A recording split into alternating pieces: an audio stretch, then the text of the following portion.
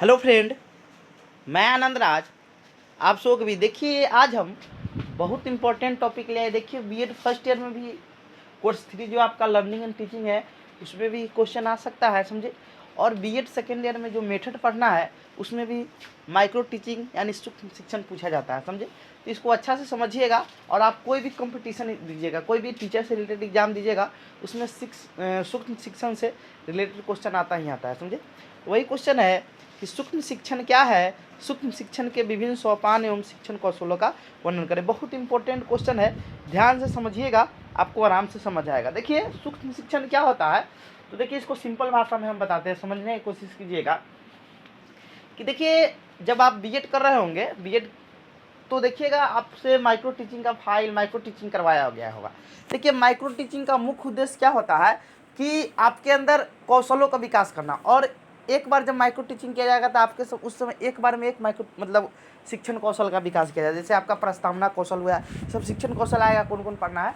तो इसका मुख्य उद्देश्य क्या होता है माइक्रो टीचिंग का, आपके अंदर शिक्षण कौशलों को विकास करना, समझे। कि क्योंकि कम समय में आप कैसे बच्चा पर आप कैसे प्रभाव अपना छोड़ पाइएगा, ये सब के लिए सूक्ष्म शिक्षण कराया जाता है, समझे। ये मुख्य रूप से किस में कराया जाता है पूछा जाएगा, तो प्रिंसिपल टीचर यानी छात्र अध्यापक जो होते हैं, जो बीएड कर रहे होते हैं, जब अध्यापन काल में होते हैं तो उस समय कराया जाता है। तो देखिए, लिखा हुआ है प्रस्तावना में कि सूक्ष्म शिक्षण शिक्षण प्रशिक्षण। देखिए, शिक्षक प्रशिक्षण आ गया, समझे। यानी जब टीचर आप बीएड कर रहे हैं तो टीचर वही आपका हुआ शिक्षण प्रशिक्षण। तो सूक्ष्म शिक्षण बीएड डीएलएड हुआ। तो सूक्ष्म शिक्षण शिक्षण प्रशिक्षण के क्षेत्र में एक नवीन और नियंत्रित अभ्यास की प्रक्रिया। देखिए, इससे मुख्य रूप से आपका शिक्षण कौशल का विकास कराया जाता है। एक लघु रूप शिक्षण का एक लघु रूप भी बोलते हैं, आपको समझ गए।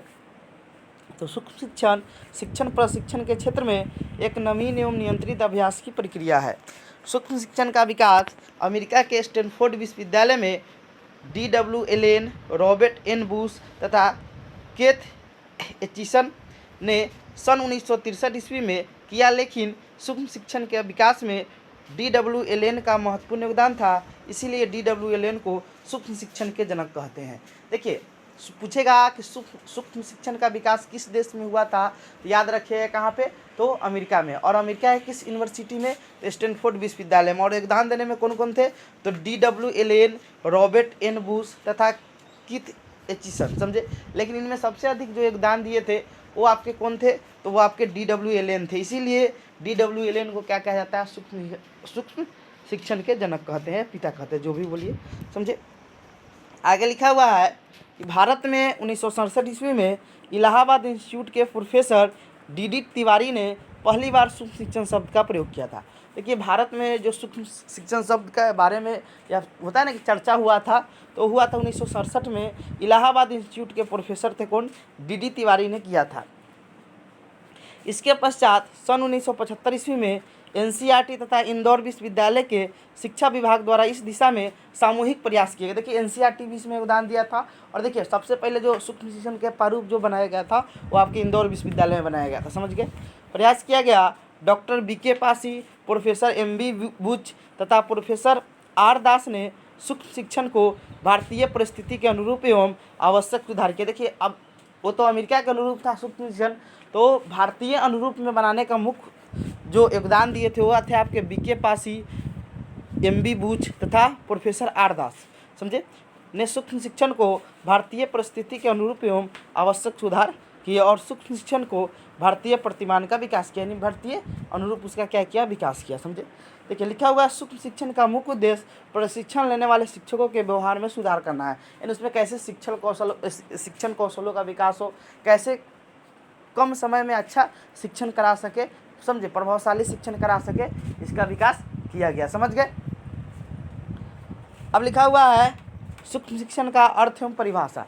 लिखा हुआ है सूक्ष्म शिक्षण का समान अर्थ होता है, सूक्ष्म शिक्षक एक ऐसी शिक्षण प्रशिक्षण विधि है जो कक्षा अध्यापन की जटिलता तथा विस्तार को घटाकर उन्हें लघु रूप देती है। यानी कहने का मतलब क्या हुआ कि एक लघु लेकिन छोटा रूप, क्योंकि आपका मालूम होगा, आगे बताएंगे कि सूक्ष्म शिक्षण जो होता है आपका 36 मिनट का क्लास होता है, समझ गए। कौन कौन उसमें 6 चरण होता है, कौन कौन चरण आता है, कैसे होता है, वो चीज़ आपको बताएंगे। तो वही लिखा हुआ है कि सूक्ष्म शिक्षण का समान अर्थ होता है कि सूक्ष्म शिक्षण एक ऐसी शिक्षक शिक्षण विधि है जो कक्षा अध्यापन की जटिलता, जटिलता मतलब जो कॉम्प्लेक्स है यानी जो जटिल है, जटिलता तथा विस्तार को घटाकर, यानी विस्तार जो ज़्यादा लंबा क्लास रहता है उसको क्या करता है, घटाकर उन्हें लघु रूप देती है एवं शिक्षण कौशलों तथा कि शिक्षण कौशल को बताए थे ये आपका टीचिंग स्किल का शिक्षण कौशलों तथा निपुणताओं के उन्नयन मतलब विकास होता है, उन्नयन के लिए कार्य करती है। अर्थात सूक्ष्म शिक्षण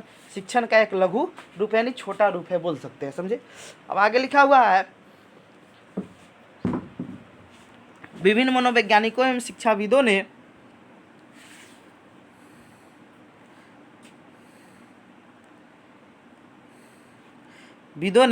अपने तर्क एवं चिंतन के आधार पर सूक्ष्म शिक्षण की निम्नलिखित परिभाषा दी है, समझे।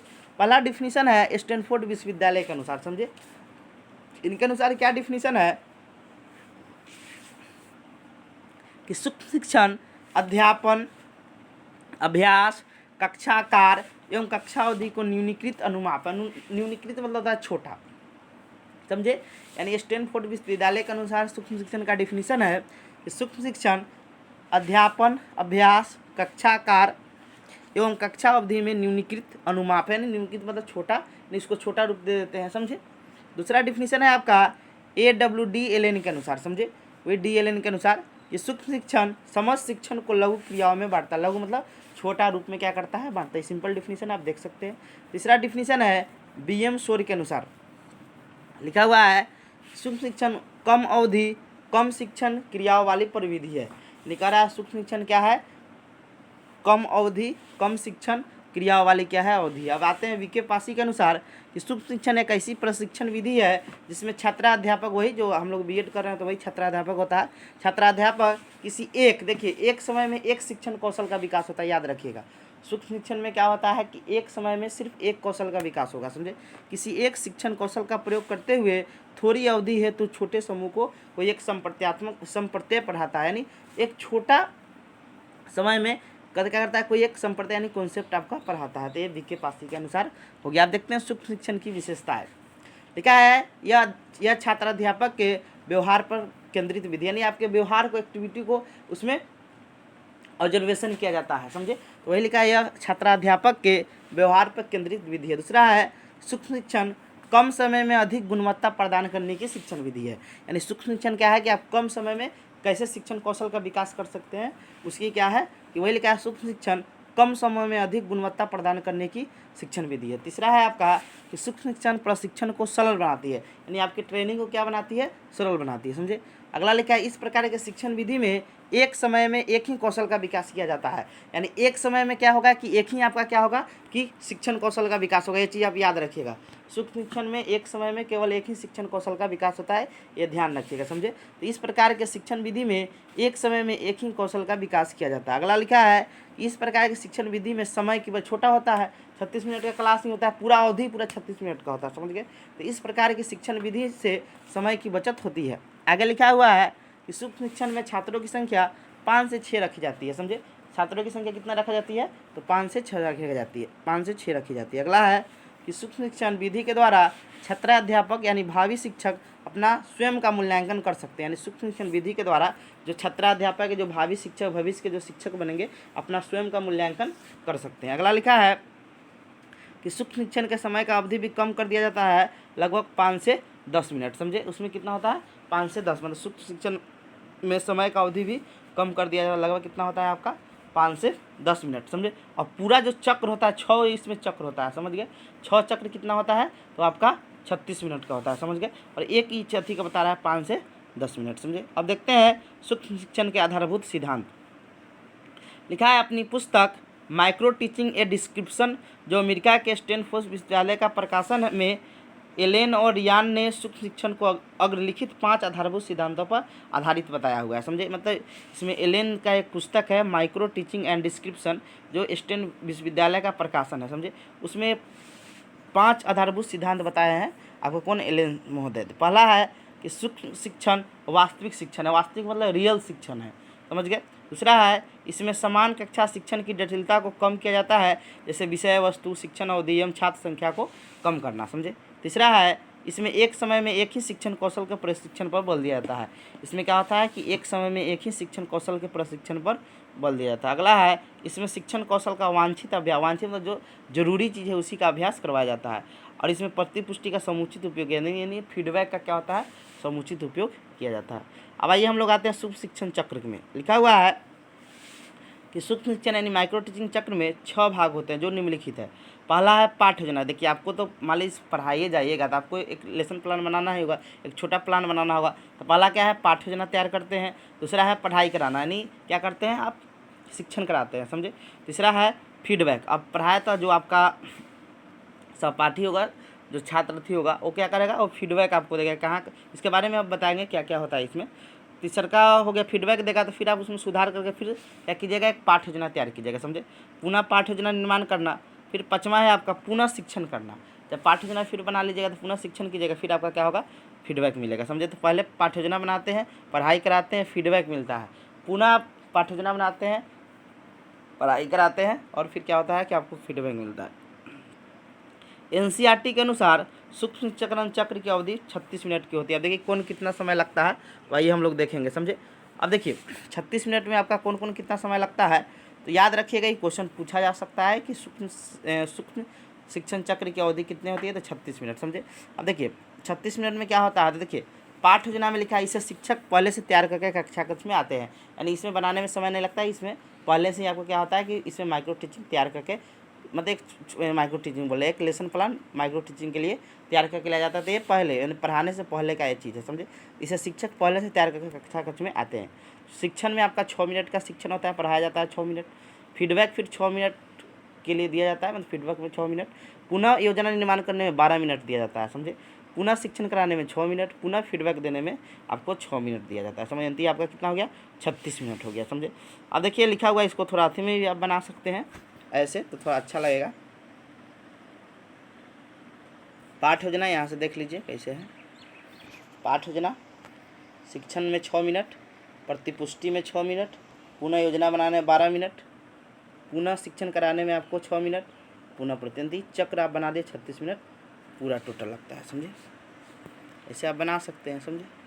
अब सूक्ष्म शिक्षण की प्रक्रिया में सोपान वही हुआ, इसमें कौन में आपका क्या होता है, तो देखिए सूक्ष्म शिक्षण प्रक्रिया निम्न सोपानों में बांटी जाती है। आपको बताया तो प्रथम सोपान क्या होता है, पाठ योजना निर्माण करना। लिखा हुआ है कि छात्र अध्यापक को एक शिक्षण कौशल, याद रखिएगा, एक शिक्षण कौशल जैसे वर्णन करना, व्याख्या करना, प्रश्न पूछना आदि में से किसी एक जिसे कि छात्राध्यापक को सीखना है या ज्ञान उसे प्रशिक्षण की परिस्थिति में करा दिया जाता है, और उस पर आधारित सूक्ष्म शिक्षण की पाठ योजना तैयार, मतलब आपको जो इसमें कौशल तैयार कर, व्याख्या करवाना है, वर्णन करना है, प्रश्न पूछना है, कोई भी कौशल का विकास करना है ना, उस पर एक पर आपको क्या करना है, एक लेसन प्लान बनाना होगा, समझे। दूसरा लिखा हुआ है द्वितीय सोपान में लिखा है कक्षा शिक्षण, यानी आपको टीचिंग कराना होता है। लिखा है कि छात्र अध्यापक छोटे से पाठ को अपने सहयोगी छात्र दौड़ाते, यानी सहयोगी छात्र समझ रहे हैं ना, जो बीएड करें उन्हीं को पढ़ाते हैं, समझे। इसका स्कूल में कोई उपयोग नहीं, आप में मतलब अति विकास के लिए, शिक्षण कौशल के विकास के लिए टीचिंग के दौरान किया जाता है। पहले का छात्र अध्यापक छोटे से पाठ को अपने सहयोगी छात्रों द्वारा 5 से 10 मिनट तक पढ़ा जाता है। यह सोपान सूक्ष्म शिक्षण के शिक्षण सत्र कहलाती है, मतलब ये जो सोपान है शिक्षण सत्र कहलाती है, किसका, तो सूक्ष्म शिक्षण का कौन, कक्षा शिक्षण, जो आपका 6 मिनट यानी 5 से 10 मिनट है, लेकिन 6 मिनट आपका नॉर्मल माना जाता है, समझे। तृतीय सोपान होता है, इसमें प्रतिपुष्टि फीडबैक दिया जाता है। लिखा है छात्र अध्यापक द्वारा, इसमें देखिए आप स्वयं भी कर सकते हैं, रिकॉर्डिंग के द्वारा कर सकते हैं, रिकॉर्डिंग लगा दीजिए, फिर अपने से पढ़ा के कर सकते हैं, फिर आप देखिएगा तो प्रतिपुष्टि आपको मिल जाएगा कहाँ आप गलती किए हैं। लिखा है छात्र अध्यापक द्वारा पढ़ाए गए पाठ की प्रभाविकता के विषय में पर्यवेक्षक, मतलब क्या होता है कि जो उसको ऑब्जर्वेशन करता है, जैसे मेंटर ग्रुप में आपके कॉलेज के टीचर भी हो सकते हैं, समझ गए, बीएड कॉलेज के। तो पर्यवेक्षक द्वारा एक विशेष रूप से विकसित मूल्यांकन पर यानी इवैल्यूएशन प्रोफेमा की सहायता से जानकारी दी जाती है, या संपूर्ण पाठ को ऑडियो टेप के माध्यम से रिकॉर्ड किया जाता है, यानी आपका रिकॉर्ड कर लिया जाएगा पूरा चीज़, समझ, टेप रिकॉर्डर के माध्यम से, समझे। तथा पर्यवेक्षक परीक्षार्थी को ऑडियो टेप सुनाकर उनकी कमियों को इंगित करता है, जो कमी आप में रह जाएगा वो आपके पर्यवेक्षक जो होंगे या आपके जो सहपाठी होंगे क्या करेंगे, इंगित करेंगे, समझे। शिक्षण की समाप्ति के पश्चात छात्र अध्यापक के साथ पर्यवेक्षक मूल्यांकन प्रपत्र की सहायता से पाठ की प्रभावकता पर विचार विमर्श करता है। इस प्रकार पर्यवेक्षक छात्राध्यापक को तुरंत प्रतिपुष्टि प्रदान करता है कि आप अच्छा पढ़ाए, कहाँ कमी कर दिए, कहाँ क्या किए, इसके बारे में बताता था। छात्राध्यापक उसके सहपाठी भी बता सकता है, उसका पर्यवेक्षक यानी मेंटर यानी जो उसके साथ जो बीएड के टीचर भी होते हैं वो भी देखते हैं, तो ये भी कर सकते हैं, समझे। चतुर्थ में लिखा हुआ है पुनः पाठ योजना बना। मान लीजिए आप में जो कमी होगा तो फिर से आपको एक लेसन प्लान बनाना का छोटा सा, पुनः जिसे री लेसन प्लानिंग कहते हैं। लिखा है प्रतिपुष्टि के तुरंत बाद छात्राध्यापक सुझाए गए विचारों के आधार पर फिर पाठ को पुनः नियोजित करता है। सूक्ष्म शिक्षण के यह सोपान पुनः योजना सत्र प्री प्लान सेशन कहलाता है, यानी पुनः योजना सत्र कहलाता है। अगला है आपका पंचम सोपान, जिसे पुनः शिक्षण कहते हैं। लिखा है पुनः योजना के पश्चात पुनर्गठित पाठ को उसी के समान स्तर के दूसरे समूह पर पुनः शिक्षित कराया जाता है, यानी पढ़ाया जाता है। यह सोपान पुनः शिक्षण सत्र री टीचिंग सेशन कहलाता है। छठा है जो लास्ट है पुनः लिखा पुनः योजित पुनः शिक्षण पाठ को पुनः पर्यवेक्षित कर पर्यवेक्षक छात्राध्यापक से फिर पाठ संबंधी विचार विमर्श करता है और पुनः प्रस्तुति देता है कि आप कितना अच्छा किए, समझे, ये चीज़ किया जाता है, समझ गए। तो ये आपका हो गया। अब आइए सूक्ष्म शिक्षण के आधारभूत कौशल देखते हैं। लिखा है सूक्ष्म शिक्षण एवं शिक्षण का आधारभूत कौशल। इसमें आता है आपका पाठ प्रस्तावना कौशल, सब क्या होता है हम बताएंगे। दूसरा है आपका उद्देश्य कथन कौशल, प्रश्न कौशल, व्याख्यान कौशल, दृष्टांत यानी उदाहरण कौशल जिसे बोलते हैं, छात्र सहभागिता कौशल यानी वही क्लास मैनेजमेंट, उद्दीपन परिवर्तन कौशल, पुनर्वलन कौशल, श्यामपट्ट लेखन कौशल, पुनरावृत्ति कौशल, तो ये सब के बारे में बताएंगे। तो आइए अब देखते हैं, सबसे पहले प्रस्तावना कौशल देखते हैं, समझे। लिखा है किसी भी शिक्षण की शुरुआत का प्रथम चरण प्रस्तावना होता है, समझे। अर्थात किसी भी टॉपिक को पढ़ाने से पहले प्रस्तावना बनाना चाहिए, यानी आपको इंट्रोडक्शन, जैसे मान लीजिए कोई भी चीज़ आप पढ़ा रहे हैं तो बच्चा को पूर्व ज्ञान से जोड़ते हुए हमको प्रस्तावना बनाना है, समझिए। प्रस्तावना से तत्वाद विषय वस्तु की समान जानकारी से होती है। प्रस्तावना कौशल के प्रयोग में सर्वप्रथम शिक्षक पढ़ाए जाने वाले पाठ के बारे में छात्रों की जानकारी लेने के लिए प्रश्न करता है और इसके बाद उसके पूर्व ज्ञान को नई जानकारी से जोड़ते हुए शिक्षण करते हैं। देखिए प्रस्तावना प्रश्न जब भी पूछा जाता है तो बच्चा के पूर्व ज्ञान से जोड़कर पूछा जाता है, समझ गए। नहीं, बच्चा इसके बारे में क्या जानता है पहले से, जैसे लिखा हुआ है प्रस्तावना कौशल में ज्ञात से अज्ञात शिक्षण सूत्र का अनुसरण किया जाता है। जो चीज़ ज्ञात है फिर अज्ञात की तरफ बढ़ेंगे, समझे। जैसे मान लीजिए आपको ट्रेंगल के बारे में पढ़ाना है तो ट्रेंगल के बारे में पढ़ाया तो समोसा का एग्जाम्पल बच्चा से लीजिए तो बच्चा को चीज़ ज्ञात ना है, तो वही लिखा है प्रस्तावना कौशल में ज्ञात से अज्ञात शिक्षण सूत्र का अनुसरण किया जाता है। जैसे एग्जाम्पल के तौर पर देखिएगा तो लिखा है भारत देश पाठ पढ़ाना है तो प्रस्तावना कौशल का उपयोग इस प्रकार करेंगे कि विश्व के कुछ देशों के नाम बताइए, यह किस देश का मानचित्र है, हम किस देश में रहते हैं, ये सब कुछ आप पूछ सकते हैं।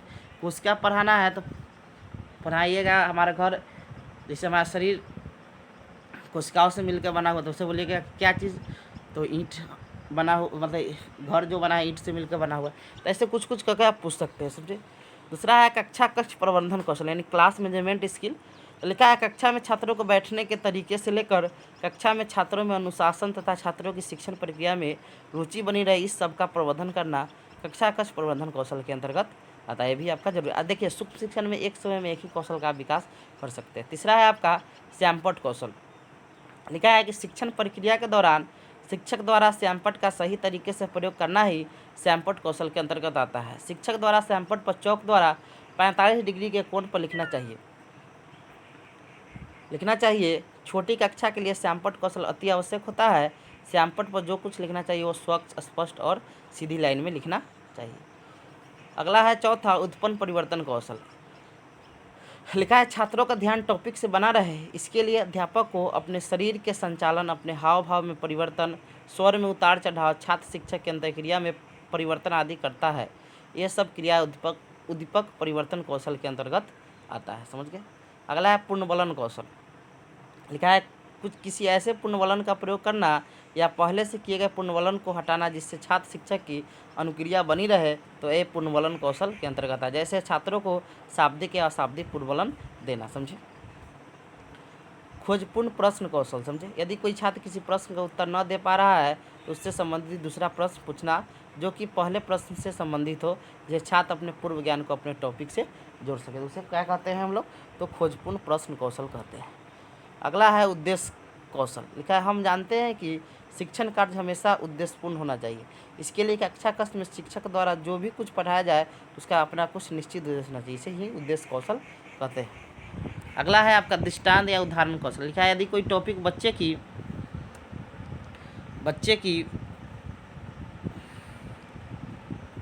की समझ में न आ रहा है तो उसको उदाहरण को माध्यम से बच्चों को समझाना या दिखाना चाहिए। जैसे किसी कहानी के माध्यम से कोई चित्र, मानचित्र, वास्तविक उदाहरण, प्रायोगिक उदाहरण का प्रयोग करना चाहिए, जिससे बच्चों में करके सीखने की रुचि उत्पन्न हो सके। अगला है व्याख्यान कौशल। देखा हम जानते हैं कि व्याख्यान कौशल बड़ी कक्षा के लिए उपयोगी होती है। व्याख्यान पूर्व ज्ञान से संबंधित रुचिपूर्ण एवं उद्देश्यपूर्ण होना चाहिए। 10वां है, लास्ट है, शिक्षण सहायक सामग्री कौशल। देखिए इस कौशल के अंतर्गत शिक्षक को दृश्य शब्द सहायक सामग्री का कुशलतापूर्वक प्रयोग करना चाहिए। आप जो भी सहायक सामग्री प्रस्तुत कर रहे हैं वो पाठ्यक्रम के अनुरूप हो, रोचक हो और उद्देश्यपूर्ण हो तथा सस्ती हो। समझे, तो ये आपका क्या हो गया, तो ये कौशल हो गया, इसमें उपयोग किया जाता है। समझे, तो ऐसे आप कर सकते हैं। समझे, थैंक यू।